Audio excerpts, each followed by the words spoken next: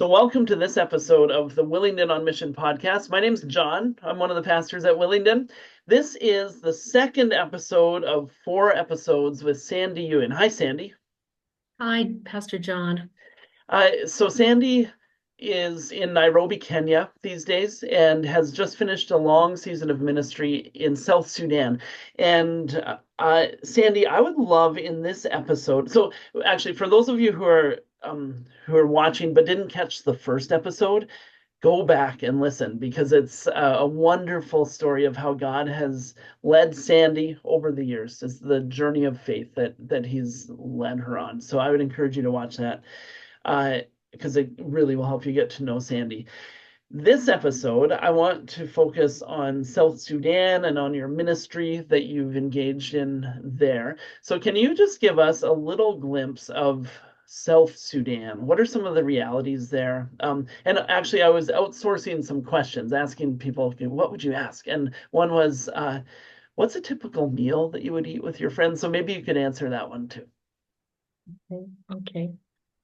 Well, South Sudan originally started as Sudan and the country of Sudan, and has the British years ago. The British were there and had some influences in it. You can see, I see glimpses of it, just small glimpses of it, like they serve everything on a tray. It has to be on a tray. So, or a plate or something that they can put their glass on. Sometimes if they don't have it, they put their hand out and then they give it like this. And so South Sudan um became a country in 2011, and July the 9th. So And it I is, was I there. think, if I'm not correct, it's the youngest country in the world still, right? I think so. I Yeah. think so. Yeah. Yeah. So it was amazing because it was the first time that any of these people had an opportunity to vote. They stood in line for all day in the sun. Remember, it's 40 Celsius there. And I remember watching the news, and these Western journalists were saying, "Aren't you hot? Isn't this, you've been waiting all day?" And they're like, this little old lady who was so wrinkled, and she looked like she was at the time of Moses, she just said, "I've been waiting all my life for this." And so she was really cute. And and so they got to to have a voice. And that's very typical of Sudan, South Sudan, that people, whether they repeat the same thing that the person next to them has said or not, it's just important that they say their piece. So South Sudan, the people of South Sudan are um, or from, I would say, southern Sudan as a whole, because some of the people are still in Sudan along the border lines. They are more more African. The northern, they have been mixed with Arab, so they're the Arab Sudanese. And so then they would wear, they're lighter skinned. The Southern Sudanese are very black. They're jet black people, and they always say, "Yeah, big and black. Yeah, we're great." And they're really cute, really cute. And I'm like, "Yeah, yeah, right." And I'd hold up, "I'm getting there," and they would laugh. And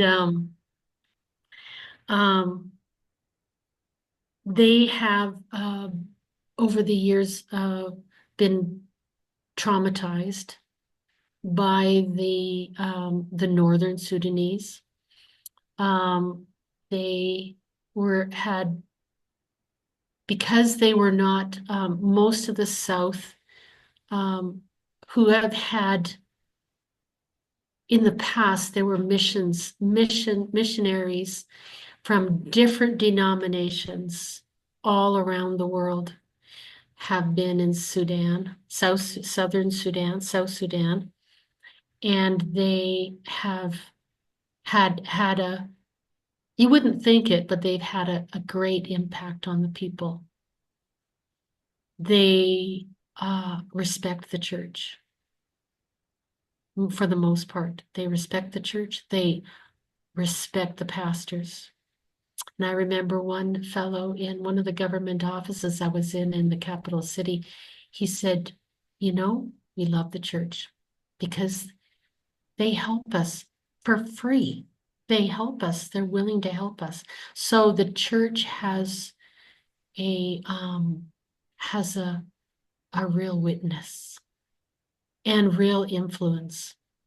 So the Southern Sudanese consider themselves Christian, even though they may not know Jesus Christ. It means that they're not Muslim, although there are quite a few Muslims that are in South Sudan as well. So, um, so yeah, this where I'm situated is in the Upper Nile state, which is along the border, the northern border of Sudan and South Sudan, and east, the farthest one, almost farthest east, almost close to the Ethiopian border. So the northeast corner of South Sudan. And we're 30 kilometers from the border of Sudan. So we have a lot of people coming and going, coming and going. Um,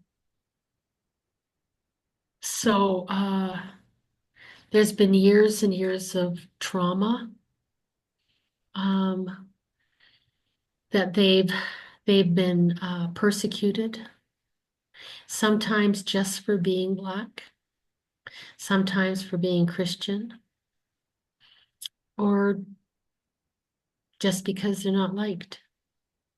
And so I want to almost make a blanket statement that probably most of them have PTSD. You know, they've seen so many horrific things, have had so many horrific things done to them, or heard traumatic stories. And so it plays out, continue one generation after another, and it's never being resolved because there's a culture of revenge instead of forgiveness. You know, and that's where the gospel really changes people in their lives. And I've seen it. It's just been amazing. Of course, the old nature riles up, and they've got to learn the lesson again, you know, and the old hurts come up.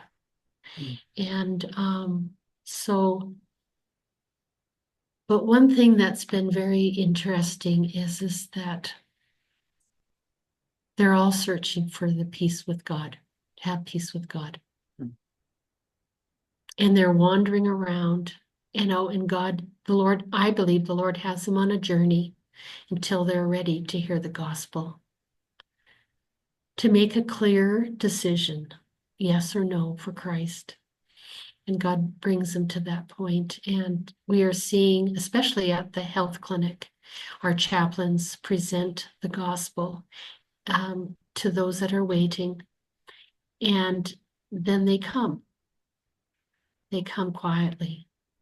And they're saying, you know, I'm depressed. I'm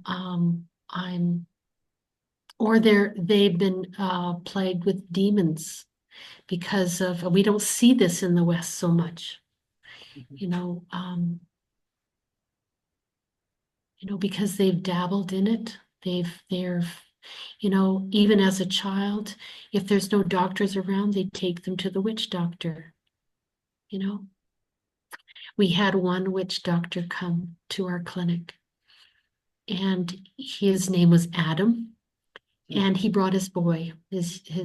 He looked about 10, And he talked to the chaplains and he said, I'm a witch doctor. And he says, and nothing works.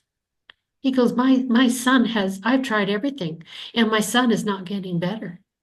I'm just sick and tired of this. And so I decided to come to you to see what, you know, I've got medicine, but my life's going nowhere. And I know I'm on the wrong track, basically. So they the chaplains all have come from a background of all of this, and so they knew they wanted to pull the information out of him and let him on his journey to search for Christ. And so they looked at the son and they saw that he had a charm around his neck.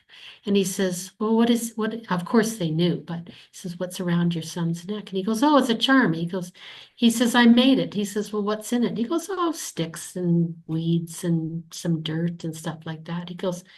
He says, what is it for? And he says, to keep him healthy. And the chaplain looked at him and says, well, has it worked? And he goes, as a matter of fact, no, it's never worked. My boy is still sick. And he goes, well, let me tell you about Jesus Christ. And so he shared the gospel and he's like, that's what I want. So he accepted the Lord right there and then, right in front of his son, watching. Hmm. And then the chaplain looked at Adam and said, are you still going to let your son continue to wear that charm that doesn't work? He goes, no, I'm not. So he grabbed it, yanked it off, and he says, I'm a witch doctor, got tons at my house. So, anyways, he says, do you want to come to my house and help me get rid of them all? And he goes, sure, I'll do that. But he says, let me call a missionary. She'll come. So they called me. So that's when I met Adam. So I picked him up on my truck and we drove into the refugee camp to his house. And as soon as his wife saw him, she took off her charm. Hmm. She took off everything. And they prayed. The chaplain took them back to the clinic and burned them, destroyed them. And then I said to the chaplain, he needs to be discipled. And he goes, you're right, Sandy, you're right. He says, Adam, look over your fence. You see that house over there? He says, every Wednesday they meet for prayer time and Bible study. Go there. They'll love you. So he began to go and began to get discipled. And this is just one typical of one person, of many people who have come to Christ. So Yeah. this has been an amazing journey And of seeing the Lord working in the lives of people. wow. So I didn't know you were going to share this story. I've heard it before, but So we um, we don't we don't need to. We can cut that out if you no, no, want. no, it's beautiful. No, we're not cutting it out because I want our listeners, I'm talking to you listeners now or watchers, to realize a couple of things. One is the spiritual realm is real, and Yeah. in the West, we don't we don't have eyes to see the demonic realm as much as in some other parts of No, the we world. don't. Yeah. And so it's a reality that kind of gets um, forgotten or hidden. And I think it's really helpful for us to be reminded that, okay, there's actually spiritual battle going on. And the second thing is this, just for our general awareness of global kind of realities and global Christianity even. Um, there are parts of the world, and South Sudan would be one of them, where this where the lens of okay, spiritual warfare, or I'm gonna actually appeal to the demonic or appeal to the spirits to receive power. That's just a real day-to-day kind of reality. So it's very different than in North America. I would say. One of the I've just got a resource that I'd highlight, and then I think we'll bring this particular episode to a close. Okay. The resource is this. There's an article written by a missiologist, anthropologist, a guy named Paul Hebert, good Mennonite name, and he wrote an article called "The Flaw of the Excluded Middle," which is a classic missionary sort of training article that talks about this very reality and how actually Western missionaries very often don't give enough kind of assent to the fact that people's worldviews have this very spiritual warfare kind of thing. So anyway, if you're interested in reading it, it's a worthwhile read. And yeah, Sandy, thanks for sharing that. This, but you didn't actually answer one question. So, and actually, Okay. there's so much more that we could talk about, of course. But um, what kind of stuff do you eat in South Sudan? Just to bring it back to like real basic. I the people eat grounded sorghum or grounded corn or maize, and they cook it into a really super thick porridge, so much so that there's no liquid in it, and it just looks like a piece of dough, but it's all cooked and it's heated. And it is quite edible. And so they set that aside, and then they make a different stews. One is most families do not eat a lot of meat because they can't afford it. So they take, I want to say, some vegetables. I want to say we don't have it in the West, and it's called kudra, and it's I want to say green leaves, and they're cooked into a like a very, very thick stew. And so what they do is they would take that, and that's what they would have. So they would serve it with this cooked sorghum and these cooked greens, and they would take it's kind of like pounded yam in Nigeria. If anyone's been to Nigeria who is listening. And so you take that and then you dip it into the sauce, and then you eat it. Okay. So, and they eat on one plate and out of one bowl. Well, two because of the two dishes. And so the men all eat together, and that would be all the neighbors. So the ladies, um, they would share in the cooking and share the food. So one would cook one and one would cook the other. And then all of the men would eat all together, and all the women would eat all together, with the children eating beside the mothers, Okay. Yeah. and maybe with the babies in arms, so. And so it's kind of funny because then they've got lots of animals. So you've got goats and dogs and pigs, and they're all under your foot, hoping you will drop something. So that is a real experience, because you're like, you know, all of these, and the dogs are barking at the pigs because they're thinking that they're getting too close to the food and they'll get first dibs, and then it's quite the experience. And so it's all done as the sun is going down, and there's hardly any sunset. So the sun goes down and then you end up eating in the dark. And then someone puts on a flashlight and then you're eating together. So I every Saturday for a year or two, I was having a Bible study with this couple, and I would have supper with them, and then we would have a Bible study and prayer time together. And aunties, uncles, neighbors, they would all join in and listen at that time. And then after that, then Haroon would walk me home. They would walk me home to my gate.